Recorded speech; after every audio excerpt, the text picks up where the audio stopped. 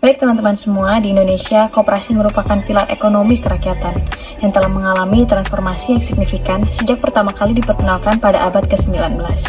Lahir dari semangat gotong royong dan keadilan sosial, koperasi telah berperan penting dalam pembangunan ekonomi dan pemberdayaan masyarakat. Namun, seiring berjalannya waktu, koperasi juga menghadapi berbagai tantangan dan tuntutan untuk terus beradaptasi dengan dinamika zaman. Oleh sebab itu, transformasi koperasi menuju koperasi modern merupakan langkah penting dalam menghadapi tantangan dan peluang di era digital dan revolusi industri 4.0. Koperasi modern diharapkan dapat beradaptasi dengan perkembangan teknologi, meningkatkan efisiensi, dan memenuhi kebutuhan anggota dengan baik. Baik, selanjutnya kita masuk ke strategi transformasi digitalisasi koperasi. Digitalisasi koperasi. Penggunaan teknologi informasi untuk meningkatkan layanan kepada anggota, seperti sistem transaksi online dan rapat anggota daring. Digitalisasi koperasi juga mendorong koperasi untuk mengadopsi platform digital yang memudahkan akses layanan dan transparansi dalam pengelolaan. Selanjutnya ada peningkatan sumber daya manusia atau yang sering disebut dengan SDM. Pelatihan bagi pengurus dan anggota untuk meningkatkan pemahaman tentang manajemen modern dan teknologi. Terus peningkatan sumber daya manusia juga bertujuan untuk membangun komitmen anggota untuk lebih aktif berpartisipasi dalam koperasi. Selanjutnya yaitu model bisnis baru. Pengembangan model bisnis koperasi yang relevan dengan kebutuhan pasar, termasuk kemitraan terbuka dan korporatisasi pangan. Pembentukan konsorsium bisnis untuk memperluas jaringan dan meningkatkan daya saing koperasi. Terus selanjutnya ada regulasi pendukung. Implementasi Undang-Undang Cipta Kerja memberikan kemudahan bagi koperasi dalam beroperasi dan berinovasi. Regulasi pendukung juga mendukung pemerintah dalam bentuk kebijakan yang mendorong digitalisasi dan modernisasi koperasi. Selanjutnya, peluang transformasi koperasi modern. Jadi pada materi ini membahas bagaimana sih koperasi di tingkat akar rumput itu dapat diperkuat melalui kerjasama antar koperasi yang dapat meningkatkan aspek modal, produksi, dan juga pemasaran. Nah, sebelum saya lanjut nih, saya mau menjelaskan sedikit yang dimaksud koperasi di tingkat akar rumput. Jadi itu seperti koperasi-koperasi yang beroperasi di level grassroots atau masyarakat bawah.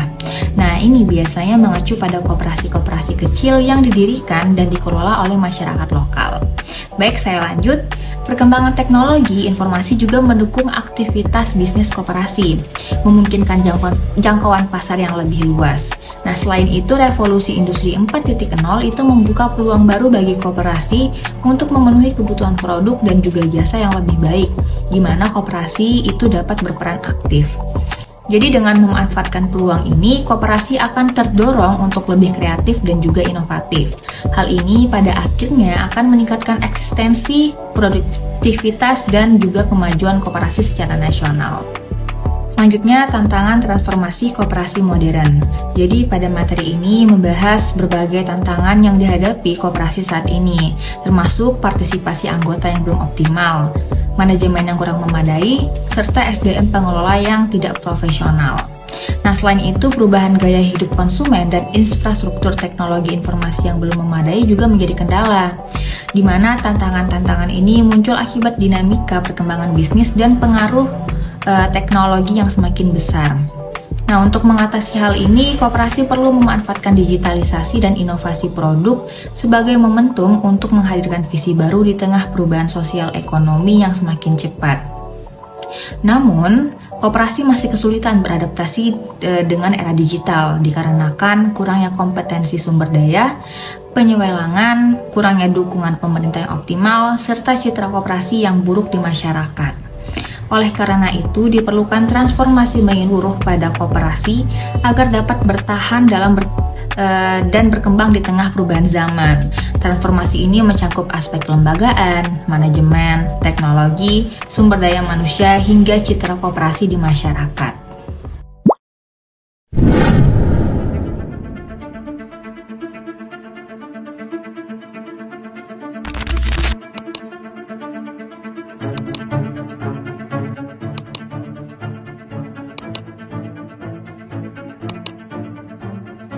Berbicara mengenai koperasi modern di Indonesia sendiri, saat ini menunjukkan perkembangan yang signifikan seiring dengan transformasi digital dan peningkatan tata kelola. Hingga 2023, sebanyak 400 koperasi telah bertransformasi menjadi koperasi modern, meningkat dari 250 pada tahun sebelumnya. Pemerintah juga menargetkan pencapaian 500 koperasi modern pada 2024 sebagai bagian dari upaya memperkuat kontribusi koperasi terhadap ekonomi nasional. Dikutip dari Antara News dan Info Publik. Modernisasi koperasi melibatkan berbagai program, termasuk pendampingan langsung dan digital. Pendampingan ini mencakup aspek manajemen usaha, pengelolaan keuangan, digitalisasi, dan penguatan jaringan pemasaran. Inovasi produk seperti minyak makan merah dan integrasi ke dalam ekosistem rantai pasok juga menjadi fokus. Digitalisasi menjadi kunci transformasi koperasi modern, memungkinkan efisiensi operasional dan peningkatan daya saing. Salah satu contoh koperasi yang sudah berhasil menerapkan digitalisasi ini adalah Koperasi Peternak Sapi di Bandung Utara atau KPSBU Lembang, yang berhasil menerapkan teknologi untuk produksi susu, layanan pakan ternak, dan diversifikasi produk olahan susu. Dukungan pemerintah melalui regulasi, pendampingan, dan akses teknologi telah memberikan dampak positif pada peningkatan kualitas koperasi. Transformasi ini diharapkan tidak hanya meningkatkan kontribusi ekonomi koperasi, tetapi juga menarik generasi muda untuk bergabung sehingga memperkuat posisi koperasi sebagai pilar ekonomi kerakyatan di Indonesia.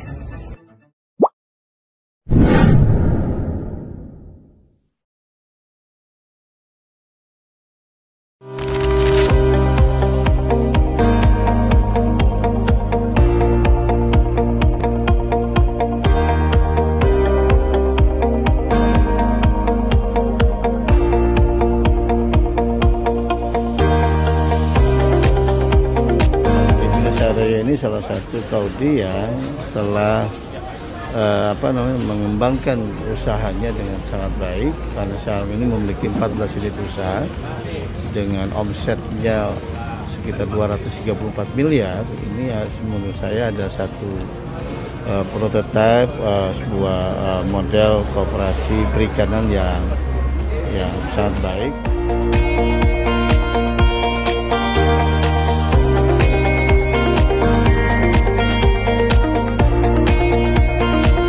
Kita harus bisa menjaga harga ikan yang ada di TPI.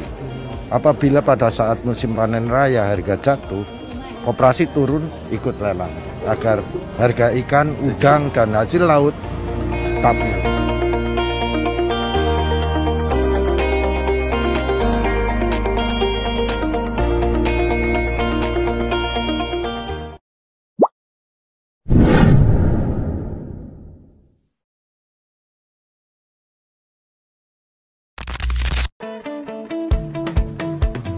Koperasi yang selama ini identik dengan simpan pinjam tidak berlaku bagi koperasi yang satu ini, yaitu Koperasi Trisakti Bakti Pertiwi atau Kosakti.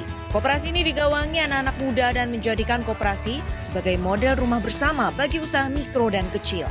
Salah satu contohnya adalah rumah makan yang berdiri pada tahun 2010, yaitu Hiroya, memutuskan bergabung dengan Kosakti pada tahun 2018 karena samanya visi misi, yaitu mensejahterakan para anggotanya.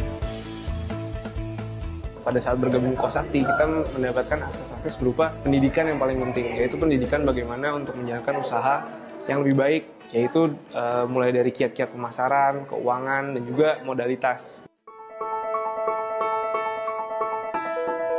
Semenjak bergabung di Kosakti, Hiroya memiliki omset 1,5 hingga 5 juta rupiah per hari atau setara dengan 75 hingga 80 juta per bulan.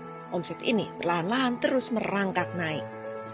Selain Hiroya, unit usaha Kosakti yang kiat menggeliat adalah Ngopilah, sebuah unit usaha yang menggait kekinian dengan konsep menarik anak muda selain berkumpul juga berorganisasi. Saya ingin anak-anak muda bersama-sama datang membangun bisnis karena mereka tidak bisa sendiri-sendiri. Bagaimana mengakses keuangan supaya lebih baik, membangun jaringan lebih baik, membangun pasar yang lebih baik, sehingga disitulah letaknya bahwa koperasi itu penting. Ngopilah berdiri pada tahun 2016 dan bergabung dengan Kosakti pada tahun 2018. Karyawan Ngopilah kini sudah 12 orang dengan keikutsertaan sebagai anggota koperasi jua. Omset yang dimilikinya kini mencapai 50 juta rupiah per bulan. Melihat peluang anak muda yang terus berkreasi dan berkarya, Kosakti akhirnya mendirikan unit rumah produksi film dengan nama Indonesian Film Cooperative. Dan kami mempersiapkan berbagai kegiatan pelatihan maupun skema-skema untuk mensupport, termasuk di dalamnya adalah menyusun regulasi kebijakan-kebijakan yang berpihak kepada anak-anak muda dan bisnis-bisnis kontemporer. Peran anak muda dalam berwirausaha meningkatkan rasio kewirausahaan. Pada tahun 2014 sebesar 1,65% dan tahun 2017 naik menjadi 3,1%. Kementerian Koperasi dan UKM terus menggalakkan reformasi total koperasi. Salah satunya adalah meningkatkan wirausaha pemula. Bertambahnya wirausaha, kestabilan perekonomian masyarakat Indonesia kian bertambah.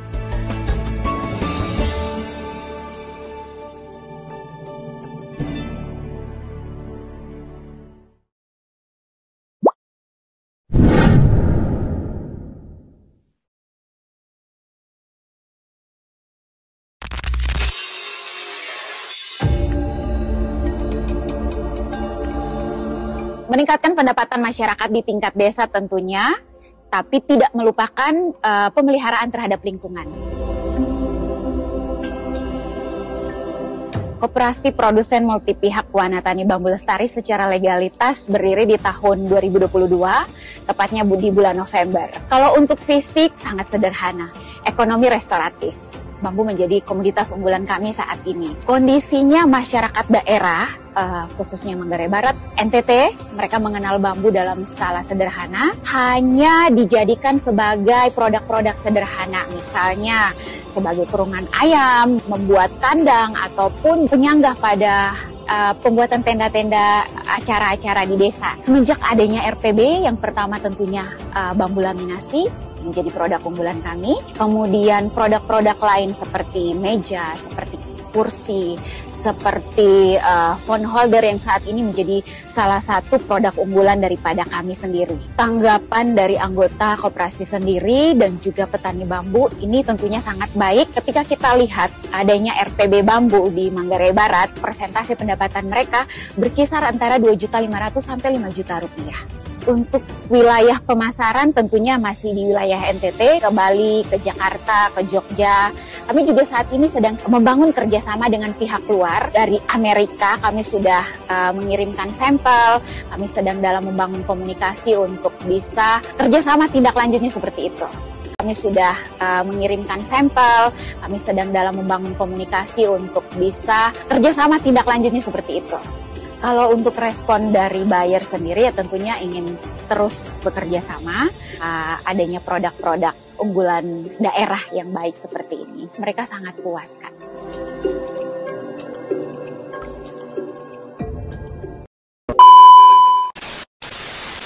Baik, kesimpulan dari materi ini adalah transformasi menuju koperasi modern merupakan suatu keharusan untuk meningkatkan daya saing dan relevansi koperasi dalam perekonomian global.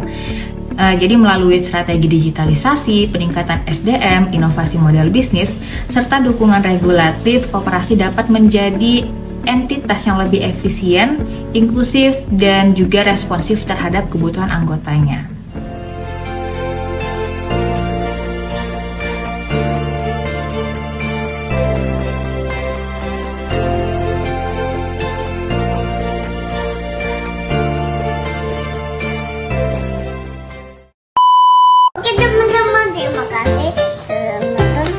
videonya.